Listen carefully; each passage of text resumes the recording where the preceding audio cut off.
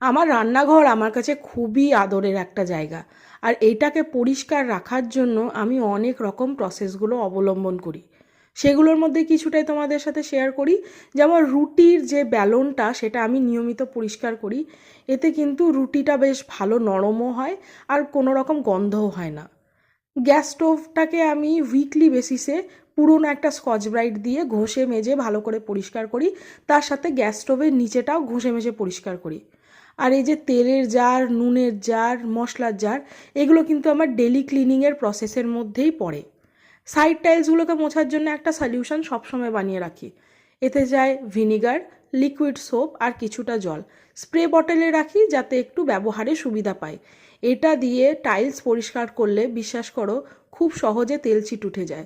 আর বেসিনটা যেহেতু স্টিলের না, তাই হারপিক দিয়ে নিয়মিত পরিষ্কার করি। ব্যাস এইভাবেই আমার রান্নাঘর সেজে ওঠে।